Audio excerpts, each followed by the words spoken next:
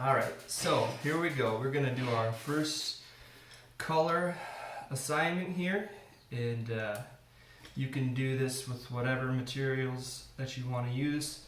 You can use colored pencils, you can do watercolor, you can do any kind of paint like tempera or acrylic.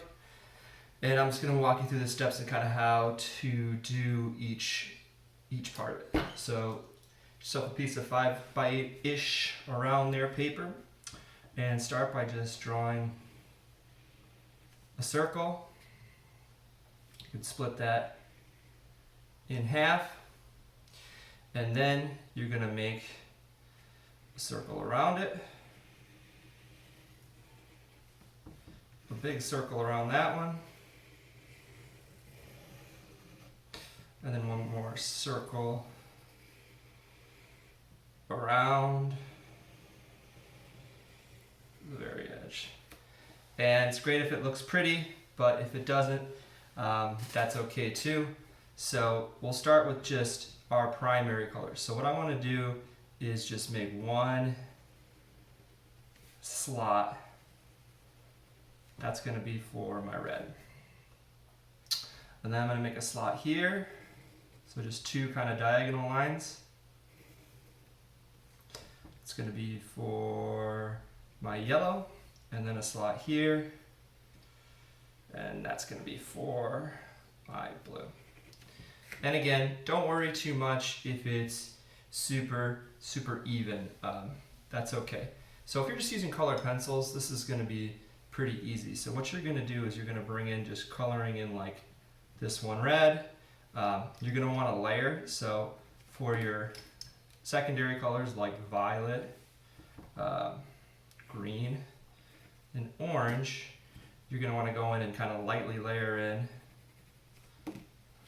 red and kind of blue together, and see if you can get a kind of a mixture to mix that color. And it's not going to be perfect, but we're just going to make do kind of with what you've got.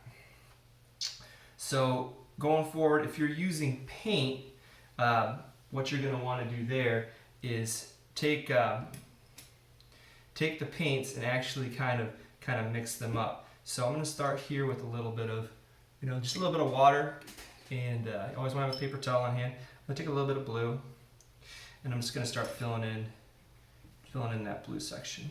Remember, when you're painting, you always have to kind of paint it twice. So you paint it, and you let it dry, and then you paint it again. I'm using acrylic right now, which is a nice, really quality type of paint.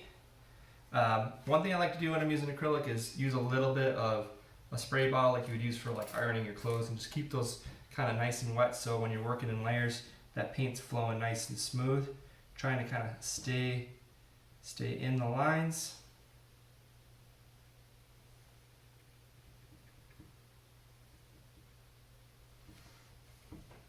When I want to mix these colors, I can take just like a little palette knife here. I can take a little bit of that blue, put that right there, and then kind of wipe this off here.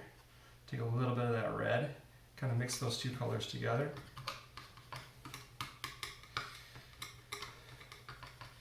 One thing that you want to do is kind of mix your darker color into your lighter color. So I'm going to start with a little more red there, and I'm going to take a little bit of this blue here, and I'm just going to make a little bit of that violet color. Mixing them up. Okay, I'm going to wipe that off.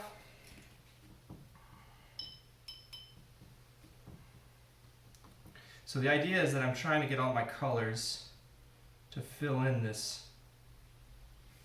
wheel by mixing them. So I got a nice kind of a purple tone there. It's a little bit too blue, so I'm going to add a little more red to that one.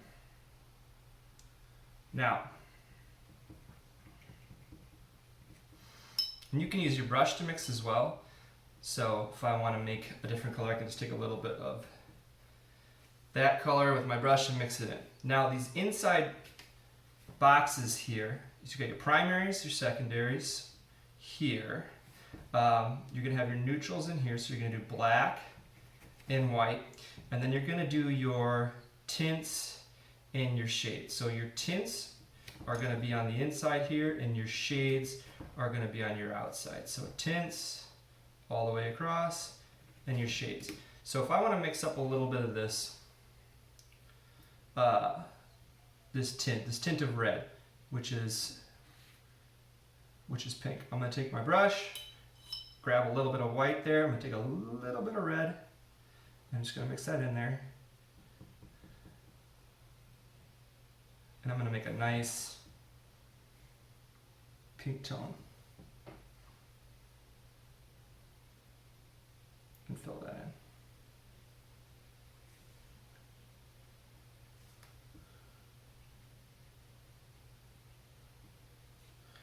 For watercolors, what you want to do is take your brush and use a watercolor brush and kind of fill in the two colors and kind of layer them.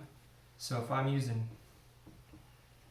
orange, I'm going to put down some yellow first, and then I can mix it kind of on the paper, or I can mix it in the palette. So you got kind of two options. Sometimes it's nice to kind of layer them, let them sit on top of each other. Otherwise I could take a little bit of this yellow, put it anywhere in the palette, and then take a little bit of like red and mix those two together to create a nice orange.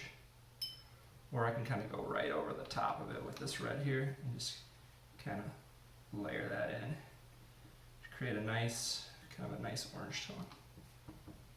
Don't cheat and just use the orange that's already in the palette. You want to mix these. It's the whole point of the color wheel, is mixing the colors. So you can see how different of a look that watercolor has than the acrylic. In the inside, that's where you're going to put those neutral colors. So you just want to either color them in with the white or black for those. So just paint these inside sections with white. Now my brush is really messy.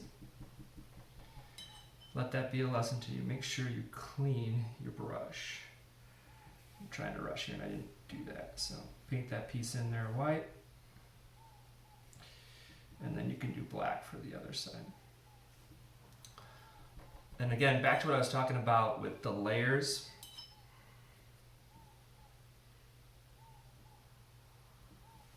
Once I paint this once and then paint it again with the second coat,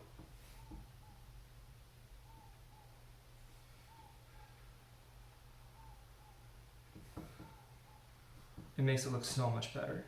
First coat never looks great with paint. It's never quite dark enough. But once you put a second coat on, you kind of paint it twice, it really makes it look better.